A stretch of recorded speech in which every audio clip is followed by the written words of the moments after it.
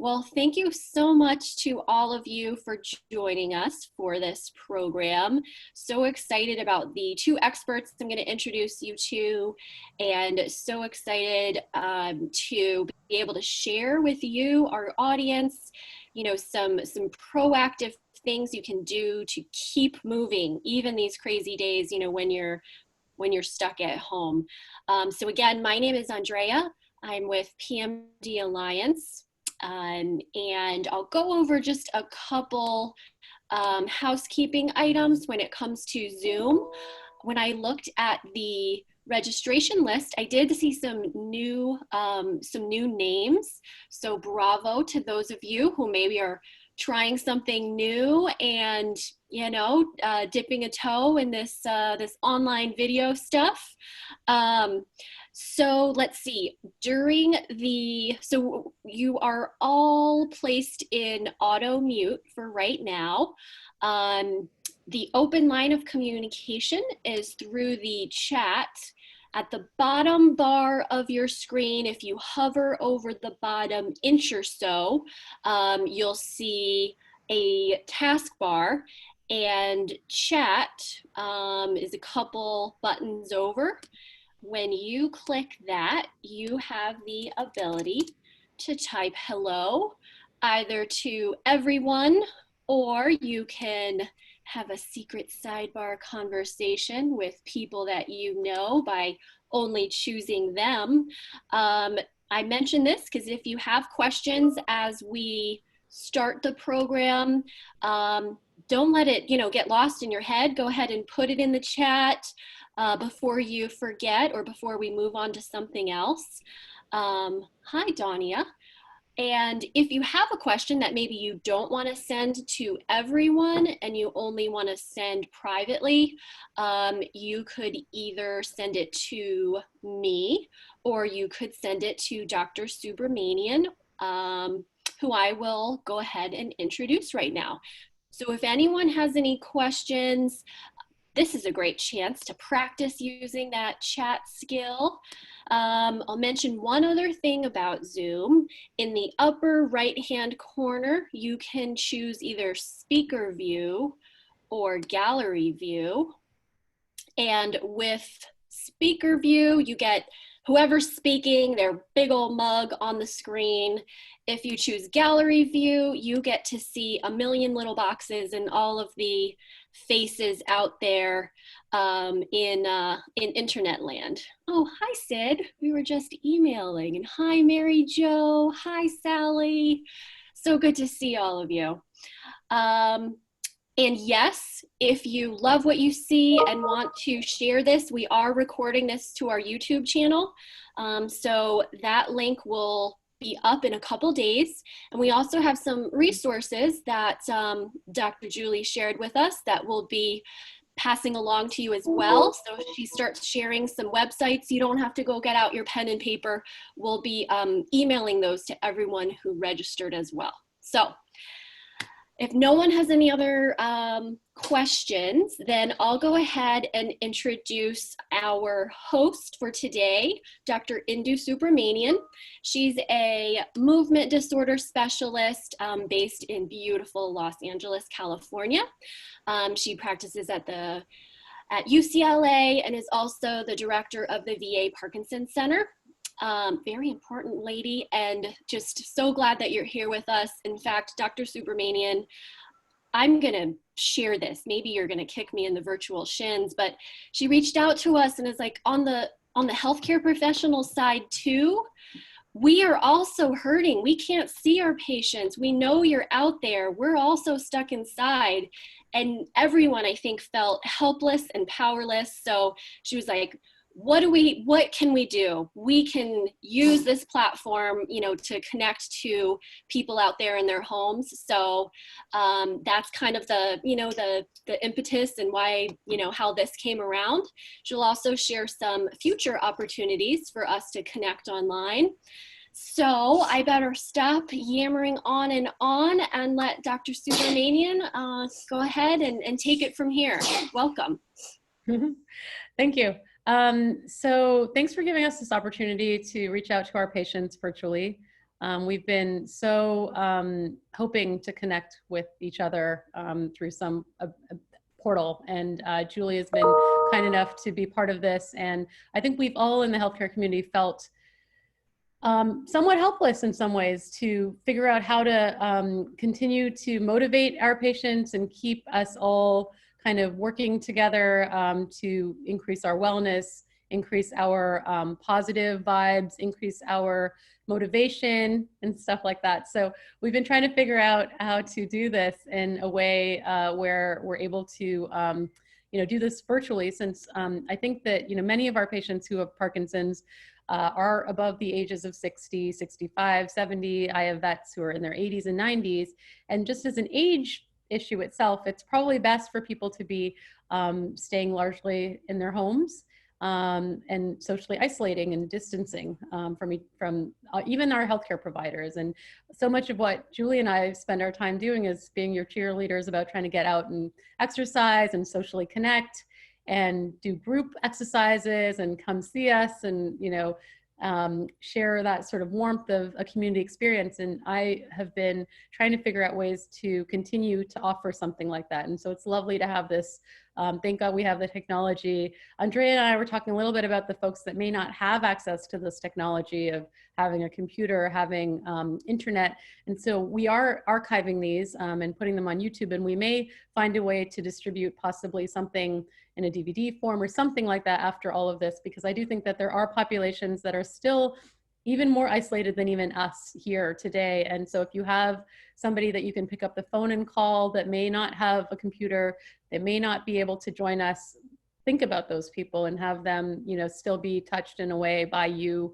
We can still try to socially connect while socially distancing. So that said, we're going to have a few other offerings. I really feel like this is a good platform to bring to you some ways to cope with being away from people that you may love. And so I'm going to, I've pretty much everyone I've asked has been happy to try to spend the time helping with this project. And so we have Jory Fleischer, I think on Monday, who's a doctor at Rush, who's an amazingly gifted physician who's also been trying to figure out how ways to motivate her patients. And so we'll have her on Monday. And we have a couple of other great speakers lined up for you. One is, I think, Greg Serpa, who taught me some mindfulness, and Julie has actually learned some mindfulness from the same organization, which is called Insight LA. This is a group that teaches meditation to healthcare providers. So I learned at the VA from Greg. He'll be sharing with us some meditation practices and some ways to cope using some of these mindfulness practices at home. And then we also have another psychologist who I actually met through social media, who's been helping with keeping her patients from getting too isolated using some other practices. And she'll be, I think next Friday is what we're hoping to do. And we'll think about some other folks. Julie was just mentioning occupational therapist. If people have other ideas for what type of content they'd like, or other people that have helped them possibly, please reach out to Sarah and Andrea with PMD Alliance. I think they've been very open to having people, and I'm happy to help facilitate through this sort of Zoom meeting. So with that said, we will continue to try to connect and hopefully look forward to seeing many of you virtually, and you can look forward to seeing us. So Julie Hershberg is an amazing colleague and a friend. We've worked together on a number of Parkinson's patients and helping them with their physical therapy needs. She runs Reactive Physical Therapy, which is a very amazing group of practitioners here that has 2 locations in LA, one close to our VA in West LA and one in Torrance. And they've been looking to keep patients exercising through some online modalities. And so I'm going to have Julie, she has a doctorate in physical therapy and is on faculty at USC and knows a lot about Parkinson's patients. I think she's spent 10, 15 years, you can maybe correct me, Julia, how many years you've spent really caring about Parkinson's and has really become an expert in physical therapy and rehab needs of Parkinson's patients, and has actually taken an interest in mindfulness, and she's very open to integrative medicine practices as well. So it's just been an absolute pleasure to work with her around patient care in LA, and I feel very lucky to have her joining us today. And very much likewise. I think we're two peas in a pod and complement each other really well for what we can help people with Parkinson's, with movement disorders in general. I know we sent this link out to kind of our whole patient list because they're just like, I want to connect. So we have people not even with Parkinson's on this list. So I see you out there. Thank you for joining us.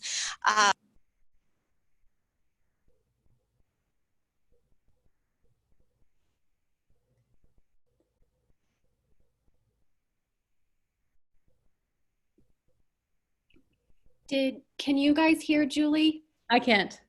Julie, I think your audio dropped about 5 seconds ago.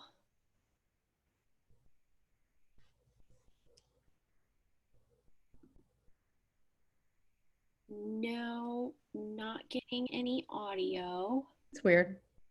Yeah, she has that fancy headset and everything.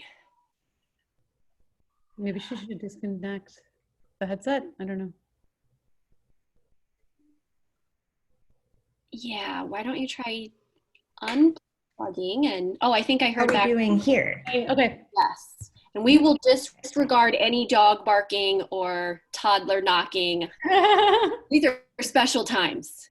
Exactly. And my computer actually does funky things without this headset plugged in too. So there may be an occasional where it fades out. I'm just giving you warning. I will see a notification and I'll kind of pause and then resume if that's okay. I can hear you perfectly. Okay, great. So I was just talking about how we really felt it was important. There it went out. Sorry, to share some ideas with how we can help people access resources online to stay connected and exercising.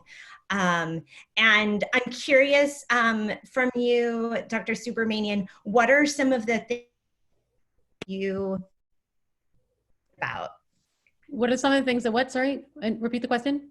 That people have come to you may be concerned about. You mean in terms of getting out and going, yeah. So, I mean, I think we've spent a lot of time telling people to try to connect, continue to go to their physical therapy classes before this, try to get out and exercise in a group. And I think people, I think from a safety perspective of trying to not, be around people, the 6 feet distancing, I think that makes it very hard to be interacting with physical therapy, physical therapists, personal trainers. I think a lot of our local gyms have closed. Group classes have closed down in Los Angeles, I think, in general.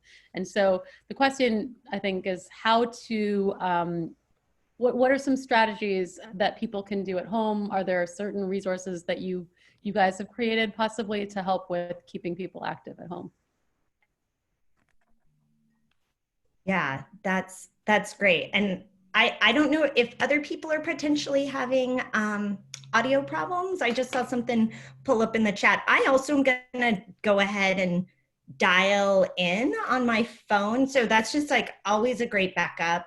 Somebody else said they can hear, but I'll go ahead and do that just to make sure as a backup for myself that we don't lose my audio. It looks like my microphone is working at the moment. Yeah. So one of the biggest things that, this is in our practice, we hold group classes. They're very encouraging and supportive. And I think a lot of people, they get involved with Rocksteady boxing and yoga, and they have a group to exercise with. And that just got totally shut down. And so what I wanted to share with people is that a lot of those groups have gone live online. And we have done that ourselves. We started just last week. And we now have all of our classes online. And we've also started telehealth one-on-one therapies. And I know we're not alone. A lot of people are doing that. And what I have loved, like this has been a bright spot in a very, very hard time for us as therapists because we live on connecting with people. We've been able to connect just like we are right now in a small group and exercise together. So everybody turns on their camera, they step back, they're doing their exercises in their home, and we're leading them live through them. We can give virtual high fives, we can cheer, we can turn on the music. So I gave Andrea a link because I I grabbed all the resources. So certainly we provide this, but there's a lot of places all over the world that do and have started doing this more. So I compiled them in a resource page on our website, so that people can see what options there are, because there's many free options. And then there's some that are low cost options. And yeah, so while you maybe dial in, I will tell everyone, since you registered today, we have your email information, and I'll share that live link to Julie's practice and the resource page that she created. She also told me that she will be updating that, and she's putting the call out there to all her colleagues in the PT world. People are chiming in via chat that they have some resources to add too. So we'll email that out to you, and that way, you know, going forward, even after this 1 hour or so that we're together today, you'll have some choices, whether you like to dance or, you know, want to do a more, you know, focus on your cardio or flexibility or who knows what. You'll have some options. I will say also that one of the things that I was actually, you know, trying to figure out for my own health and wellness. I think a lot of us are trying to figure out how to keep active and balance. You know, I think a lot of us are under stress. And just a shout out to all the healthcare providers that are in the front lines. I mean, many doctors are married to doctors, have children of their own, and are trying to figure out how to stay well and balanced. And so I would just say, as a important thing for all of the patients that are on the line and people on the line, whatever you can do to follow the instructions and err on the side of caution of the CDC, even if you're getting bored, even if in LA we have beautiful sunshine much of the time. For the last week, it's been raining off and on, which has made people feel even more stuck inside and more isolated. But the more that each and every one of us can do to try to prevent sort of possibly spreading this virus around is really important, so that we can help our healthcare providers focus on the patients that are absolutely needing to be going to the hospital and absolutely needing to be intervening through, you know, even doctor's office visits and things like that. And so I think if from a healthcare provision perspective, it's important to stay as healthy as you can. Try not to do things that are big changes in terms of your Parkinson's medications, or trying anything too different or out of the ordinary that may make your disease exacerbate somehow.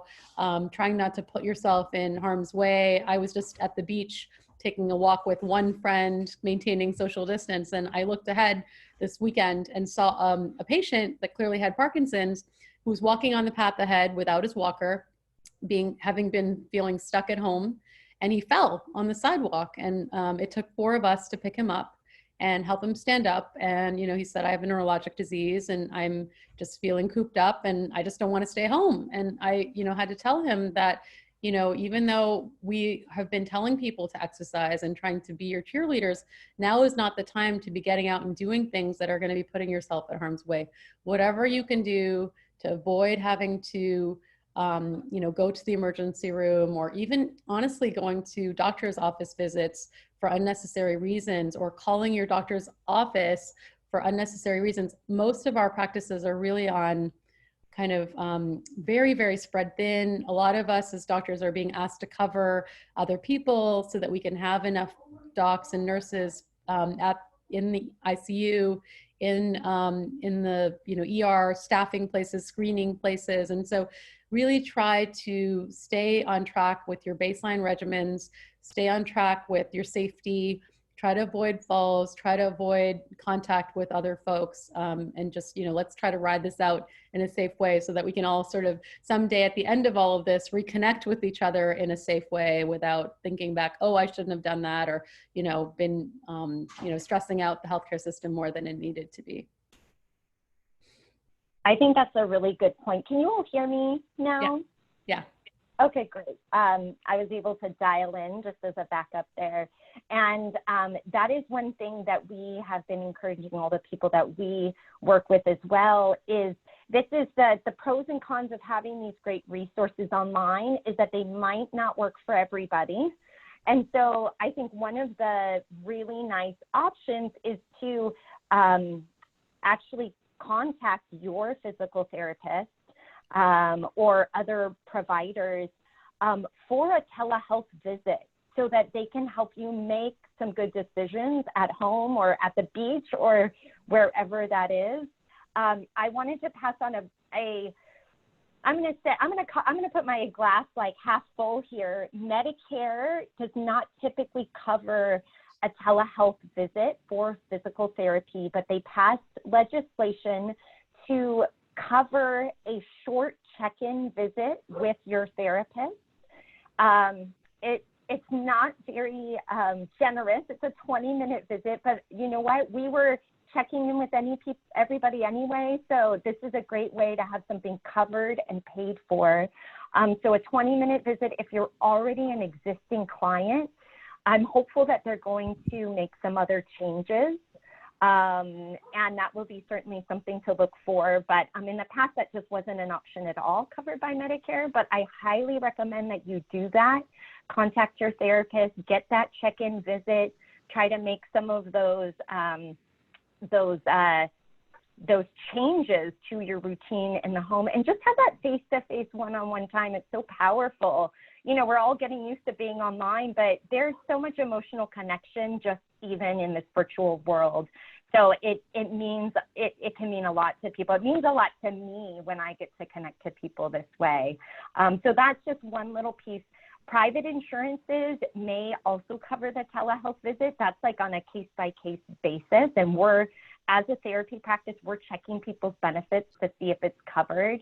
And then certainly, like I know, we've discounted all of our fees so that if somebody does have to pay out of pocket, it's much more reasonable to do this telehealth visit. So a lot of therapists are doing these visits now, and you know what, there's actually a lot of research that it can be just as effective as an in-person visit, which is kind of astounding because sometimes you think, oh my gosh, they need to like touch me somehow, but you know what, there's some really, really amazing things that physical therapists, occupational therapists, speech therapists, personal trainers can do just by coaching you through things. So I highly recommend reaching out to your providers for that. And I think I was just reading in the chat here. So Maria Allen, who is she's a physical therapist, and maybe, I don't know if we can have her speak. I don't know how to work that, but Andrea, maybe you can try to work on trying to get her up on here. But she was just talking, she does a lot of home health visits up in, I believe the Oxnard, Santa Barbara kind of area. And she was just speaking also about that possibility to me in the private chat. So maybe we can have her speak for a minute or two about that. And Andrea, yeah, and I can, go ahead. I can, oh, there's Maria. And Maria actually started this resource list, and I added to it and added to our website. So hi, Maria. And we also, so a lot of therapists are also doing home-based visits. You can do outpatient therapy in the home. That's gonna definitely decrease if we're all sheltering in place and not leaving our homes, even the therapists. But Maria, I would love to hear how that's working for you. Okay, let's see if I can talk.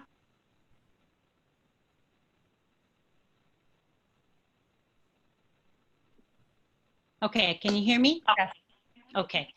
All right. So in home health, I got a message today that Medicare will allow us to see patients in the home that are not typically homebound. If they are being considered due to COVID, they're being told to shelter in place and to stay in the home. So we can supply I would say the visits to the people who are most in danger of having a significant decline without having therapy intervention.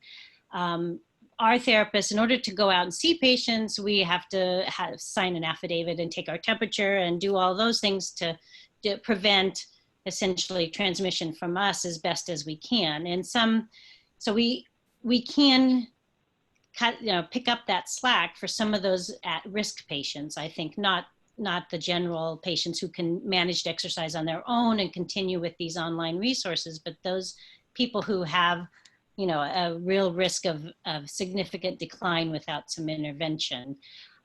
We are limited in home health by PDGM, so we can't see a lot of visits anymore. But it could be a problem solving or a helpful little bit of time for those patients at risk. Okay, and just tell them where you're based, and just a little bit about your background as well. So I'm a home health therapist in San Luis Obispo and Santa Barbara counties. We have a home health Parkinson specific program. So my therapists are trained in primarily power or LSVT or both, or speak out or loud. And we have a Parkinson specific program, which most home health companies don't have, but I do have Parkinson's trained therapists that actually can, intervene and provide Parkinson specific therapy in the home, which I think makes a huge difference. And I, think there's definitely a big need for more training for that population, because outpatient, we try to get everybody out to outpatient, but as you know, that's a lot of our patients aren't able to get out to outpatient on a regular basis or have an exacerbation or a hospitalization, and they really need to, see those home health therapists. So hopefully we'll get more home health therapists out there trained in Parkinson specific therapy. So that's my background. Great. Well, thank you for the work that you do, and Julie as well. And it's also important to know that, if you're interacting with therapists, or if people are interacting one-on-one with people who are still trying to provide this care, if you're coughing or have a fever, it's really important that you tell people that you have something going on and that you likely postpone the visit. And that's probably true for even office visits. So what we're doing at the VA right now is we're trying to postpone or do telehealth or telephone visits with as many patients as we can. And some of our patients get deep brain surgery adjustments, and we're trying to postpone those if possible, but sometimes we have to check on battery life and things. And then sometimes we give botulinum toxins to certain types of patients, and those are a bit time sensitive too, although some of those can be delayed as well. And so what we're trying to tell people is, if you can stay home and we can just take care of you and do your refills on the phone, let's try to do it that way, because it's really, we want to protect as many healthcare providers and anyone that's interacting with you, nurses, office staff, all of those people just need to stay as healthy as they can, so they can, continue to take care of the patients that absolutely need it. And as a healthcare system, we just really need to protect each other. And so anything that you can do to socially distance, and that actually, Julie, we talked a little bit about this. Many of the things that we talk about are trying to get families connected. So maybe, I don't know if you want to speak a little bit about, grandchildren and things like that, and what you guys are advising your patients about that kind of stuff as well. Yes, and that has been so specific to who else is keeping a social distance. So we have some families where, the grandkids and the kids are concerned for their grandparents, and they're keeping their distance for a certain amount of time. But on a whole, when people have kind of been socially isolated together, it actually has been helpful that they have more family around. So I'm sure Marie is noticing this as well, is that actually gives us the opportunity to, even via telehealth or home health, actually do some training with the family and the grandkids and incorporate them into the whole routine. I'm actually signing my own kids up for our online exercises because they need PE, right? So to keep it fun and like laughing and connected with the immediate family, because they're all stuck at home and maybe driving each other crazy anyhow, it actually has been like a potential blessing for people, and we're encouraging that. I will say I have had people who said like their families have distanced because they're afraid of getting somebody sick, and so that's another like that's, you know, that's another thing that can leave somebody feeling more isolated. But for the most part, incorporating the whole family has been really a nice positive thing. Yeah, so I think the guidelines that we would say for patients, so if you live alone, we wouldn't encourage you to start, you know, moving in necessarily with people that you aren't normally in the same area with. But if you happen to live with, if you're, you know, if you're living with your, as you see, many of us have kids in the background. Mine are in a room right now, but you know, if you happen to live in a household with people that you're living with, it's good to sometimes incorporate them into your exercise routine.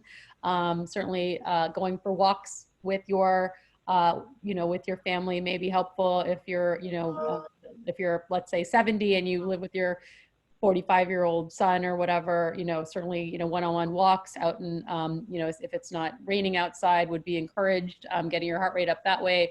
People have talked about reconnecting with nature, going for walks, maybe in a park or in, you know, if your balance is good enough to walk or hike, that's, you know, probably encouraged. Going to the beach away from crowds, you know, with a loved one, you know, if they happen to live with you or by yourself is encouraged. So those things are still okay.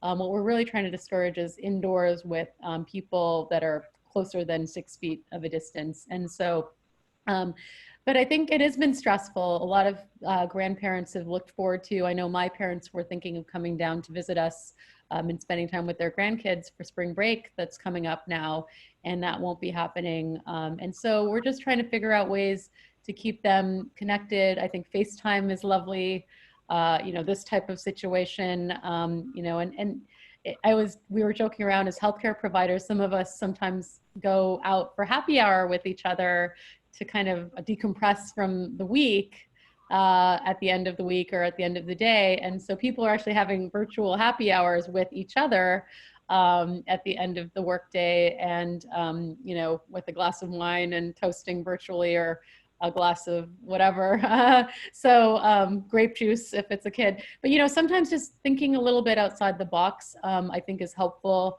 I think continuing to care about our neighbors and other people who may be even more socially isolated or at risk than we are. So if you're a healthy person and there's somebody who is a neighbor who might not be able to get to the grocery store, maybe calling them up and leaving some groceries at their doorstep can sometimes feel good, and make sure that we're all, you know, thinking about each other. So I think that, you know, by and large, you know, we are realizing what I'm realizing, and I'm hoping is a silver lining in some of this, is that maybe the pace of life that we've all had up until recently has been very fast, and many of us are traveling nonstop and working nonstop, and, you know, our kids are off at school and we aren't really paying attention to necessarily all the finer points of family connection and our neighbors, and even small things like, you know, the flowers that are blooming in my garden. I don't know how often I've been able to look out there and appreciate that, but I've been really just introspecting a little bit on what matters and the health and gratitude that I have for people like PMD Alliance and Julie and Maria, who are out there taking care of our patients, and everything else. And the fact that I have kids that can fight with each other and eat me out of house and home is something that I'm very grateful for. So, so, you know, things I think can be very, very, very helpful. So, I think that there's been some hope about what types of exercises can be helpful in the chat here. I think getting kind of, I know we've been talking a little bit about more of the COVID stuff, but, and so Julie, in general, when you talk about exercise for Parkinson's patients, what are the things that are helpful? Yeah, that's a great question. And I talk about exercise for Parkinson's like all day long, I would say. So, you know what I think is the number one is that it's fun. So I know that's not very scientific, but it is actually scientific that you'll do fun things. So we have a lot of things that would fit in that category, and lots of options that have been studied and evidence-based recommendations. But my number one is always that it's fun. So if we look at the research, if we look at the studies of what actually changes the brain in Parkinson's, there's several characteristics that are very important. One of those would be aerobic exercise. So getting the heart rate up, and this is very person specific. It's based on your age and your other health factors. But, you know, we have people monitoring their heart rates all the time during classes so that we can try to get at that right level of drive. So aerobic exercise is one component of that. Skilled exercise, and skilled exercise, that can kind of seem like a funny word, but it might mean something like learning a new skill, in that it's just challenging beyond what you've done before. So it might not be that you're learning golf, but it might be that you're doing a move and you're adding another task to that move. So it has some sort of skill involvement. So aerobic, including some aerobic exercise. It's really nice if you have a bike or something at home, but a brisk walk will do it as well. And actually, I've been monitoring my heart rate during our online classes, and I've been demonstrating the seated classes, and I'm monitoring my heart rate, and I am getting it up just by like crazily marching in place. So it's not that you have to have a like special piece of equipment or anything. There's a lot of ways to get your heart rate up at home, even seated. So, Julie, so can you aerobic exercise. Sorry to interrupt. Would you be able to demonstrate that? I don't know if you're able to do that in the chair. Yeah. What do you mean by? Yeah. Okay, cool. Show me. Yeah. So as we were demoing these yesterday, I had one instructor doing the standing exercises. I was sitting, and it was our cardio class, and we were literally marching like this, and I was going as high as I could, and then I'm going to scoot back a little bit more. You're going to start getting my husband's vinyl collection behind me here. So then we actually did some kicks. So like we were kickboxing, but in seated. So we're kicking, we're marching, we're tapping. We started dancing. So we were going side to side with legs side to side.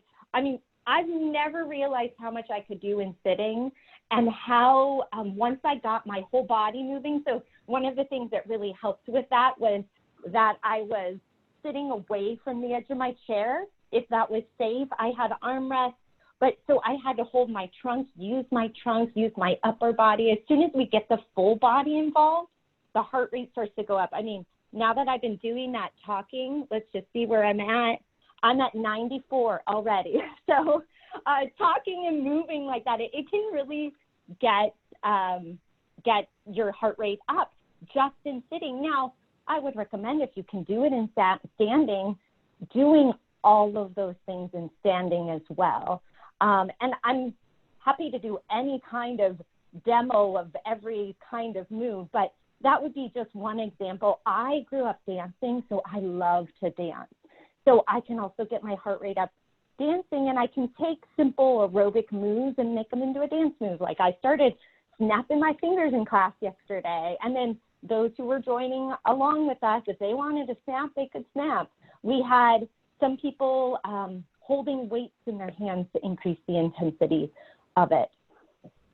So that would be an example of aerobic. And also, if I'm following somebody and they are, how would I say, if they are adding a level of difficulty, so let's say they,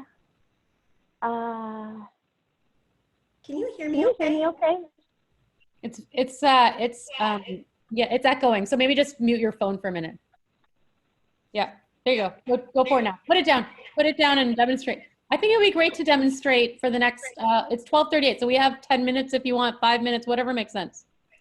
So Okay, go crazy, Julie. Let me do.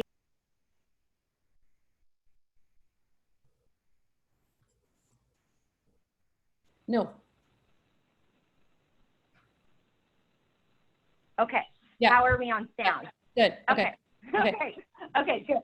So let me give an example of a skilled exercise. And you know what, to be honest, like, why don't we all do this? You're all here. Let's get moving anyway. So if you're sitting, sit. If that, I think most people are sitting. You could also stand if that's safe for you. This is what I tell everybody. You will need to make that safe decision for yourself. But in a skilled exercise, I might add a dual task or a sequence. So why don't we do a sequence together just to show that? I'm going to set my phone down here so I might not be quite as loud. But one of my favorite in sitting is to incorporate posture and a big move. So a power, so Parkinson's Wellness Recovery, great resource, by the way, for videos. They teach these power moves, and one of them is a power up.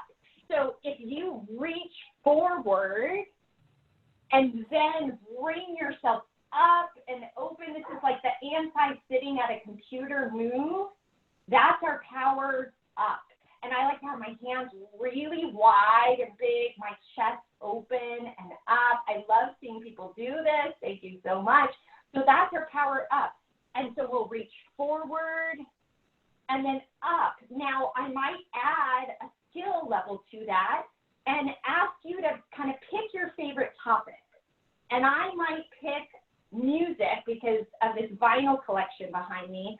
And as we go and reach forward, I'm going to ask you from that topic that you picked to start naming bands, cars, whatever your topic is. I want you to start naming items associated with that. So I might reach forward and I might say The Cure, and then I come up. And then I might say The Eagles, and then come up. So now we've added a dual task. So let's keep going forward and up, and you're exercising your voice at the same time, and up. You can do this in sitting or standing. Oh, it feels so good. I've been at my computer so much. This feels amazing. So very, very simple exercise, a power up that you can do in sitting and standing, and add a skill to it. So you can also add resistance. Resistance exercise is great. So put some weight in your hands. If you don't have weights at home, we've had many people grab their water bottles. You can do the power up with your water bottle. Oh, it adds a lot of good sensory input. And then let me add one more. So don't do it quite yet, but close your eyes with it. And now you are challenging your balance and less reliant on your vision. And this, again, is only if it is safe for you. So I like to try things eyes closed. Yes, Indu. I was just gonna say, so the very basic thing you probably need is a very stable surface and a stable chair, right, to do these things. So without wheels and something that's not gonna be too tippy, right? So yes, that would be the basic thing probably that we need. And safety first. So if you're feeling like, oh, I almost fell, stop, or maybe it would be better if my daughter was, spotting me from behind or something like that. And I actually took an accessible yoga class, and I realized that you can modify things and teach things for people with we were thinking about, and actually as part of this class, it was a 3-day class, and the teacher was giving us assignments that just got tougher and tougher and tougher. Like, what if the patient was paralyzed from the neck down and you had a blanket and no mat or something? And it's so, how are you able to think about modify, so it was just, I think we can get some of the principles of these sorts of things, but we always want to, again, emphasize safety, because we don't want to be falling and then having to call the doctor or having to go to the ER. So if you're thinking, maybe not so smart, back off. Yeah. And if you're not sure, get a quick consult with a therapist and go, what's safe for me? So we do this, we screen anyone that's joining our classes to ensure they have the right challenge, because you also don't want to be under-challenged or over-challenged.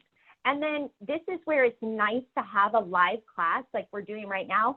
I can see what you're doing and provide feedback too. So I could say, Indu fell over when she tipped to the side, like she needed armrests on her chair, right?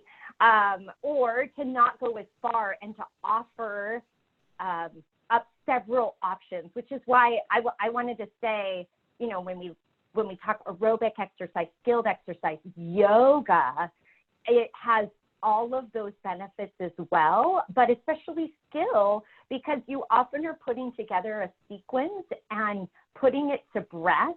And so somebody else had made a comment about they're teaching online right now and is a nursing instructor. And I like, kudos to you. I'm teaching online for my physical therapy class at USC right now too. Super stressful, super multitasking. And she asked, how can I deal with the stress? It affects my sleep. And I would highly recommend, I have to do overtime of yoga right now because my stress is so high. And doing movement with breath is a really, really lovely way to exercise, to tone that other part of your nervous system, the autonomic nervous system, to bring that fight or flight down, to reduce some of those extra symptoms that you're getting with the high level of stress. I'm not a yoga instructor, but we've had yoga in our practice since the beginning. And I've been a yogi for a very long time and find it very powerful in times of stress. So I think that's a whole nother piece of a well-rounded exercise program. And there are lots of options for adapted yoga out there online. So I think that would be something worth trying as well. So you said cardio or aerobic. We talked about the mind-body stuff. So the yoga, using breath. I think another thing that falls in that would be Tai Chi is something that would also be helpful. You also talked about resistance training, right? Can you explain a little bit more about the resistance training? Because I think that that's something that people have often asked me a little bit more to clarify. Yeah, that's great. So resistance training would be adding weight to a routine that you may already be doing, but really pushing the load on the muscle. And this can be from weights, which could be your water bottle, simple bands. I actually do have some in my closet if you need a demo, but I love bands for doing this because they're very lightweight and you could take them anywhere. And all of the moves, and actually I'll just take you with me to my closet here for a moment, because all of the moves that we've done can be done with bands. And of course, here we go. I feel like 100 of you are getting a tour of my home office right now. So let me just set this down. Let me show you an example of, that power up that we just did. You could then do that with resistance. And now I have a little more load on my scapular muscles, and I'm pulling my arms back, and there's different levels. I love bands because I could just hold it closer together and have a little more resistance with that movement. And when we do resistance training, we try to progressively load. So starting at one level and then progressing to more resistance, more weight or more resistance in a band would be excellent options to mix up your routine too. So if you've done something like the power moves or big moves before, you may just want to change. Well, add resistance, add a weight to them, add a secondary task to it to just make it more interesting. I mean, I think the biggest problem with a lot of exercise is that it can get really boring. So, and maybe that's just me, I'm easily bored, but I need a different song. So that would be the other thing. I'm not sure I'm that talented to turn on music at the moment right now, and it would probably distract all of us. I cannot exercise without music. I need that rhythm. And then when we're talking about in Parkinson's specifically, having a rhythm and a forced beat that you're doing it to, so that it's not at your own pace, but we're kind of breaking some of that bradykinesia, that slowed movement, breaking that pattern and driving it to the beat of the music. Lots of research there to show that that's beneficial. I did get somebody asked, can you buy these online? Yes. I mean, I don't know how Amazon is doing right now. I can't seem to buy anything online at the moment, but you can buy a whole set of different exercise bands on Amazon of different resistances, and they're super easy to come by, much easier than toilet paper at the moment. I have one other thought with that in the auditory and the rhythm, another really nice thing that's been shown in the literature is partnering up. So when you mirror somebody, this is where the tango, research came in. When you're mirrored and partnered with somebody, your movement improves even more. So I was going to recommend to people, grab an online partner and exercise together and mirror each other, and or get an online trainer or a therapist who can drive that movement. But the research shows that kind of paired training drives even more changes in the nervous system for us, and we can mimic other movements. Zoom is free to people. You can do 40-minute sessions on it, and so you can Zoom with your friends and do your own little class. How wonderful would that be? So, and mirror each other. I think that's a really nice opportunity. And I think it also keeps you motivated, right? If you're going to let down your friend by not doing it, then, because that's one thing that kept me going to my group exercise classes, was that my friend would call me and say, "Where were you? I missed you today. You got to get your butt in here next time," so, or my teacher even would say, "Where are you?" And so I think each and every one of us is kind of going through withdrawal of socializing, seeing each other at these classes, at meetings, at work. I'm missing my patients so much. I mean, so much of what I do is from that sort of, the sort of social connection of seeing my patients and hugging them and, shaking people's hands and meeting people sometimes for the first time, and the smile and the, I miss all of that. And I care about all of you guys out there so much, but we want to keep you safe. And so it's not just you guys that are feeling isolated. There's a couple of questions that I do want to get to, and we have just a few more minutes. So one question was about social isolation. We don't have any sort of sense of social isolation necessarily impacting dopamine levels, but what we do know, and Lori Mitchley and I think have been speaking about this, and we're have some data to publish, that in her cohort of patients through the CAM-PD study, which is this online study of lifestyle and things like that, what we do know is that if people feel socially isolated, are socially isolated or are lonely, that it does seem to affect prognosis in Parkinson's, which is why I wanted to do this so badly, and have been trying to get people out to support groups, even live or online or whatever, to connect. And I think that each and every one of us probably knows a friend or family member that is isolated even more than this, or doesn't have a connection online, or doesn't know how to use a device for FaceTime. So please call them and check in with everybody that you care about. I've had probably more meaningful conversations and longer conversations with some of my colleagues and friends and family in the last week or two since I've been isolating, by having real phone calls with people, and picking up the phone and not just texting for a second here and there, "Are you alive?" But picking up a phone and connecting, or doing a FaceTime chat. So I think these things are still, landline to landline phone chats, still really important. And so Lori and I have found in the data is that social isolation does make it worse from a prognosis for Parkinson's, but that's something that you can do, each and every one of us can do something about. So as exercise can make it better. And so these things do make a difference. Other equipment suggestions, Julie or Maria, so the bands are, I think, relatively cheap. You said loading water bottles up, so not glass probably in case you break it, but just plastic water bottles.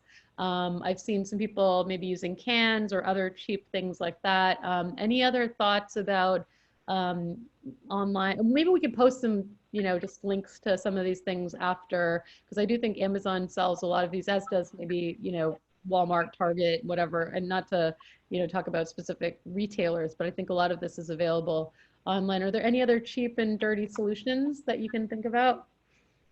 Yeah, and you know what? In the resource list that Maria had created and I added to and put online, there's some great videos for pole walking, and I love the poles. I wish I had a pair here to show you, but Nordic trekking poles, they're another way to get your whole body involved in aerobic exercise. They're really inexpensive on Amazon. You can go out in nature, use these, do exercises with them. We do all the whole power exercise routine with poles. And so there's some great videos on our resource list of different exercises that you can do with them. Very inexpensive to get Nordic trekking poles.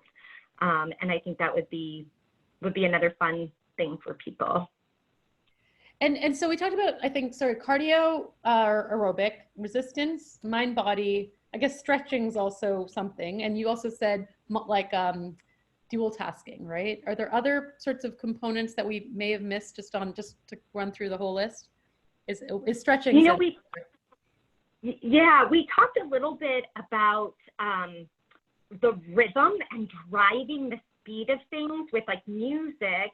One thing that's really nice if people do have a stationary bike or something like that is actually to use a metronome or a song to increase the speed. So if you remember some of those tandem cycling studies that came out in Parkinson's, where it was really about the cadence. So I would put this in the category of cadence training. The cadence of the activity is what drove some of the changes in motor symptoms. So if you have a stationary bike, trying to get it into that 80 to 90 RPM realm would be an excellent way to do that. If you have a elliptical, you could try it at a faster pace. So that's one of the pieces. If you are already doing it, then do it more and do it faster as it's safe. So that would be incorporating cadence into your routine. And that's especially helpful on a piece of equipment. So I know that's not available to everybody, but if you've got it, like stop making it your clothes hanger and you turn it into your home gym. That's what mine was. The seated pedalers, what do you think about those? They're pretty cheap, I think, right? They're like very small, and people who are maybe chair bound or sofa, like they can kind of get some cardio just with those, right? The seated pedalers or whatever. Yeah, the seated pedalers are really inexpensive. They can be a little hard mechanically to maneuver if you've got long legs like I do. But to me, anything is better than nothing. I actually have, I don't see it on the floor right here, I have a seated stepper or a standing stepper. Very inexpensive. I do that for standing meetings so that I can just stay moving if I'm meeting a lot. So there's a lot, we can keep adding to this resource list for like home equipment options for people. Maria, we can kind of brainstorm a list and add to that and send that your way, Andrea. I also see a lot of comments. There are so many great Parkinson-specific PTs in the world. Claire McLean of Rogue, she's here in Southern California. Sarah King of Invigorate, she has a whole online boot camp. It's amazing. So there's so many options, and this is why we created a resource list, because a lot of us kind of have had this going on in the background to try to help people, and now I think it's a really good time to share with the world that these things exist. So I'm so glad other people are already saying like, yes, these people are awesome, because they are. We've got some amazing people in the PT, OT, fitness, speech world that already have this content for you. That's great. Well, I think this is all kind of, an unfortunate reason to all kind of align and get organized with this, but I think hopefully we can make the best of it and really continue to think outside the box about ways to keep people connected socially and active and healthy and safe. Those are like, I think, the main things that I want to try to do. And I wish you all the very best in terms of everyone's safety. I think each and every one of us needs to care about each other at this time and do the right thing for each other and for the world and our communities. Julie, did you have anything to say to close? And maybe Maria, I'll let you have a comment as well. We have like a minute or two. Yeah, I just want to say thank you. It's really encouraging that so many people are out here and wanting to connect and stay connected and keep doing it. It's going to keep us all healthy. Maria, do you have anything to say? No, I just think everything that's been presented today has been fabulous, and we just have to keep everybody moving and connected as best as possible. And we might have, go ahead, sorry. Teaching my Parkinson's people how to use Zoom, it's a challenge, but they can get it and they get excited and they're challenging their brain by learning new things. So it's great. It's a great thing. And I think that we will try to keep these conversations alive. I want to continue to have things that people can look forward to. So if you know other people in the community, please connect them with this, and this will be available online. And maybe I can harass Julie and Maria to do another one of these somewhere in the next few weeks. Yeah, I'll pass it on to you, Andrea. Thank you for letting us do this. Thank you. So I wrote down homework. Accountability is important. So that was such great information, but I wrote down a couple of things. So don't forget music, important for cadence. So when you go to the gym, they take care of the music, but yeah, if you're at home or you go for a walk, easy to forget. So bring those ear pods or turn on your music when you're at home. Mirror a partner, have a buddy, whether it's online or maybe just calling that friend, like you said, Dr. Subramanian, for that accountability. Let's both go on a walk separately, even if you live across the country, Thursday at 9 a.m. and I'm going to call you at 9:45 to make sure you actually did it and tell me about all the pretty flowers that you saw. Use that watch heart rate. Many of us have these on our wrists. I love that, Julie. Sometimes you don't even know that you're doing something. If you're a big hand talker, yeah, maybe my heart rate's going up. And as we have to get creative and just wiggle around in our chairs or use our pedal steppers or what have you, I think that's great that everything can be counted as movement, and that heart rate tracker can be a way to to know that you're getting there. So all of you, I hope you join us this Friday. So we're going to be talking with Dr. Greg Sherpa about mindfulness and finding ease and calm in the midst of these uncertain times. He's going to go through a mindfulness practice, and I might just quiz everyone if you have been doing your at-home exercise between now and then. And so now we've all put it out there. I'll chime in with what I've been doing to stay active. Maybe some of you will like to chime in on, which of the resources you tried out. So again, that's going to be same place, same time, Friday. And keep an eye out on your email for the resources that Julie talked about. And just thank you to all of you for joining us. I'll mention, if you part of our regular online programming, this afternoon at 4:30, we're going to be talking about therapy dogs and service dogs. So, if you're still at home and want to join something else, that's going to be at 4:30 p.m. We have I forget her credentials, but she's a certified dog trainer for, service animals and things like that. And this is my favorite part. Many of you who perhaps had your video off, I don't know if you've ever had if anyone's been in a group of 100 recently, but I'd love if everyone feels comfortable, turn on your video and we'll all wave bye like crazy people together, embarrassed crazy people. Hi everyone, bye, thank you for joining. Oh, hello, hello. Bye now, hope to see you Friday, everyone. Thank you, Julie.